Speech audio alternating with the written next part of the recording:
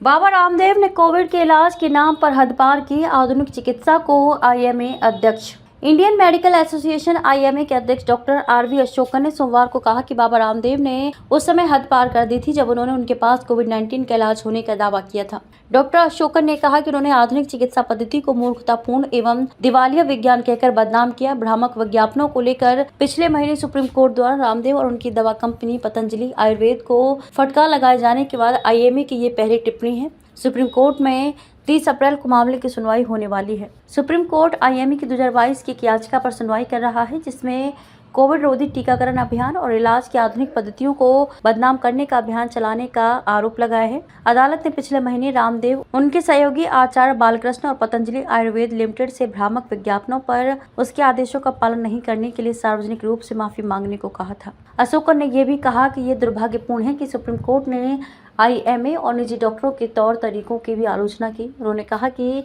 स्पष्ट और अति सामान्य बयानों ने निजी डॉक्टरों को हतोत्साहित किया है। उन्होंने कहा कि हम ईमानदारी से मानते हैं कि उन्हें ये देखने की जरूरत है कि उनके सामने क्या सामग्री रखी गई है। उन्होंने शायद इस बात पर विचार नहीं किया कि यह वह मुद्दा नहीं है जो अदालत में उनके सामने था। कोविड से युद्ध में अनेक डॉक्टरों ने कुर्बानी दी।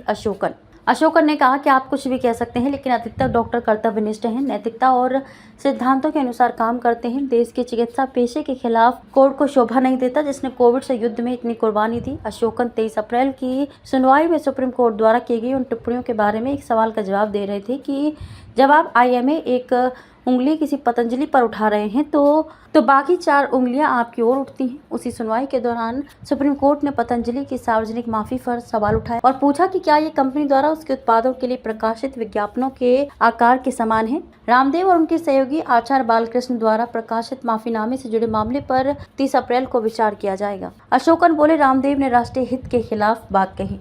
अशोकन ने कहा कि रामदेव ने आधुनिक चिकित्सा पद्धति की ये कहते हुए खिलाफत की थी कि यह एक मूर्खतापूर्ण और दिवालिया विज्ञान है। आईएमए प्रमुख ने कहा कि जब सरकार टीकाकरण कार्यक्रम चला रही थी तो रामदेव ने राष्ट्रीय हित के खिलाफ बात कही। उन्होंने कहा कि कोविड रोधी टीके की 2 डोज लेने के बाद 20,000 डॉक्टरों की मृत्यु हो गई। उनका कद इतना ऊंचा है कि आप जानते हैं कि लोगों ने उनकी बातों पर विश्वास किया। ये दुर्भाग्यपूर्ण था। ये पूछे जाने पर कि बड़ा नाम होने और राजनीतिक जुड़ाव होने के बावजूद आईएमए रामदेव से क्यों भिड़ी, इस पर अशोकन ने कहा कि उन्होंने हद कर दी। हम इस देश में बहुत लंबे समय से फालतू चीजों को बर्दाश्त करते रहे हैं। हमारा पेशा भी इसे बर्दाश्त कर रहा है और हमने कभी ऐसा नहीं चाहा।